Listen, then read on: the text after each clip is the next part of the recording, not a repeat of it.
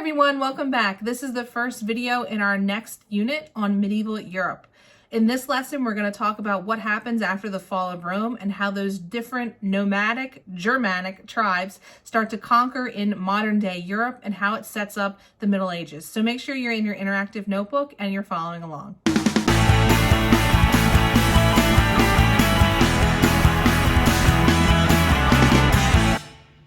Okay, so we're in the Unit 3 interactive notebook and we're on page 2 of that interactive notebook. And we're talking about today about Charlemagne uniting. So we're going to talk about who's Charlemagne and what is he uniting in a few minutes. So let's first start off with our essential question. How were the Germanic empires united after the fall of Rome? So you'll remember that we left off at the fall of Rome. Basically, different nomadic tribes had come in. And they basically overran and conquered Rome, and Rome was no more in the late 400s. From here, that basically marks the beginning of what becomes known as the Middle Ages, about the years 500 to about 1500. Again, we're in the Common Era, so I'm not going to write Common Era every time just because it's like, hey, it's the time period that we're living in now. This millennia, I don't know what the term is, but anyway, so you won't see CE anymore like we had BCE. But so the Middle Ages, about 500 to 1500 in the Common Era. So there's a few different effects that come out of those different invasions. First and foremost, we had a decline and or halt in trade.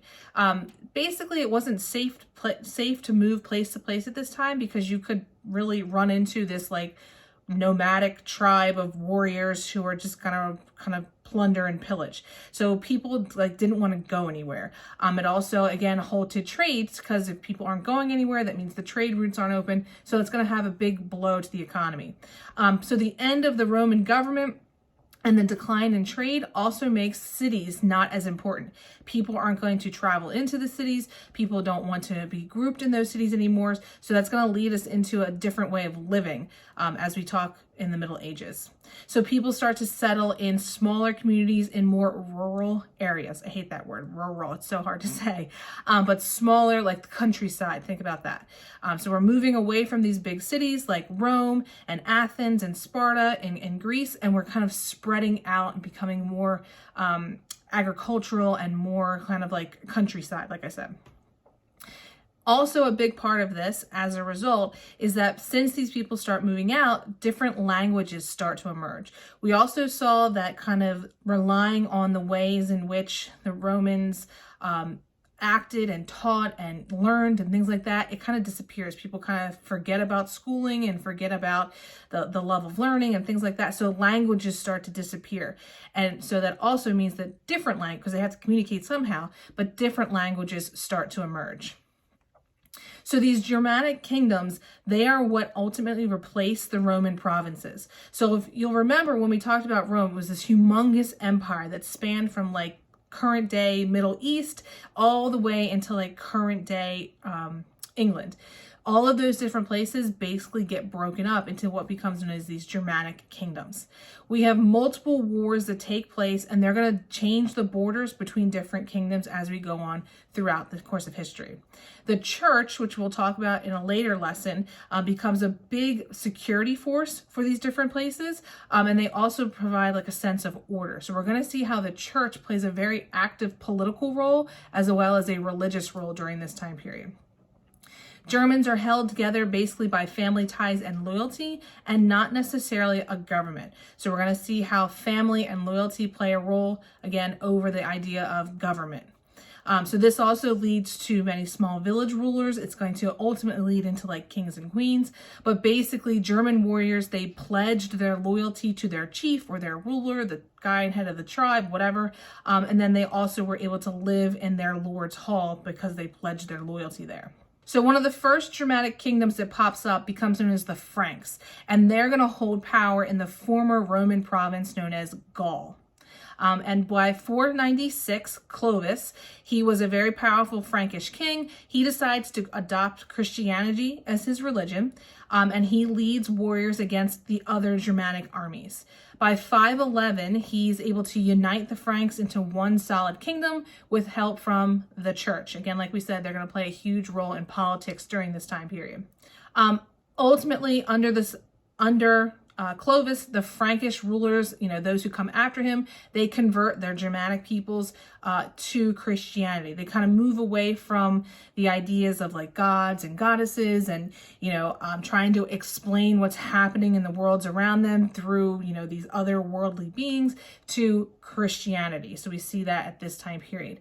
Missionaries start to pop up. They travel. They kind of trying to convert other Germanic people, other Celtic groups. Basically, they're trying to spread the word of God and Christianity to unite them all together. The church ultimately builds monasteries, and this is a place where monks and nuns, they would have different places, but they live, they study, they serve God. This is where we see different schools pop up. They create their own libraries. They handwrite textbooks. Monks were well known for copying just pages and pages and pages to make books before the printing press is invented. But it's a huge place to preserve and to foster knowledge and learning. By 590, Gregory the First, or Gregory the Great, he becomes Pope. And the Pope is kind of the head of the Catholic Church, or the head of the church at this time.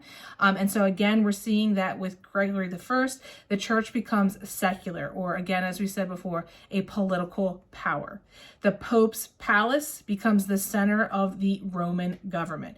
And we're going to see in a later episode that the Holy Roman Empire kind of makes a resurgence, and it's going to play a role with the Catholic Church. So Gregory the First uses church money to raise armies, to care for the poor, and to negotiate treaty. So again, if you think like the church, not really thinking like armies and treaties with the church today, but back then, because it was a political or a secular power, that was one big mission of the church. So basically from here, an empire starts to emerge. The Franks control one of the largest and the strongest of Europe's kingdoms. And we have like a political structure that starts to come into place. So the most powerful official in a kingdom at this time was known as the major domo. Or the mayor of the palace, as it's translated. And during this time period, 719, a gentleman by the name of Charles Martel comes in, and he becomes the major domo of the time, and he actually becomes more powerful than the king. He is actually very successful in 732. He defeats Muslims from Spain at a place called Tours. It's the Battle of Tours. And he becomes a huge Christian hero. Comes home. He's just like huge fanfare. Everybody loves him. And so he's set up to be in charge. He later passes away, but he passes power down to his son, Pepin. And Pepin starts what becomes known as the Carolingian dynasty. Basically, this family, remember we had dynasties before, we talked about it with ancient China. It's the same family that rules over and over and over again. But the Carolingian dynasty, Pepin sets it up, and their family rules from 751 all the way to 987. So that's quite the dynasty. This is where Charlemagne enters. Charlemagne was the son of Pepin. Pepin dies in 768, and he leaves his kingdom to his two sons. One of them was Charlemagne. The other one had unfortunately passed away, so power goes to Charlemagne, who is also known as Charles the Great. So he's going to pick up where his dad left off and rule the kingdom. He's able to use his armies, they reunite Western Europe, and they ultimately spread Christianity even more. By 800, he travels to Rome. He decides that the Pope needs protection, Pope Leo III. He's in trouble. The mob wants to attack him. There's some beef with the church. So he travels and protects the Pope, and ultimately that works out in the favor of Charlemagne because the Pope crowns Charlemagne emperor, and he gives him the title of Roman Emperor. So the Germanic powers, the church, and the heritage of the Roman Empire are now all joined together. So some of the things that Charlemagne does while he's in power, he does cut the power of nobles, who are some higher ups, and he basically increases his own. So he's kind of taking more power for himself. He also traveled throughout his lands, which was kind of unheard of, to go and see the common people. He visited people, he judged on different cases. So him to like interact with the common people was kind of unheard of at the time. So people liked him for that. And then lastly, he brought it says here, well-read men. He brought educated men to his court to serve. And he sponsored this revival of learning. Remember, we talked about how when the Roman Empire ended, learning just kind of went into the pooper because it was just like, hey, let me survive. I don't really care about like learning stuff. Let me just survive. So when Charlemagne comes into power, he kind of brings this revival, and he just gives this like resurgence of why we need to be learning and how it's going to foster us and move us into the future. So this is, again, Charlemagne is credited with uniting these different Germanic tribes and moving us forward into kind of what Europe looks like today. In our next lesson, we're going to talk about feudalism and how this new type of, we'll call it a government structure, pops up, and we'll see the different levels of society. So make sure you check back for that. Thanks for watching. See ya.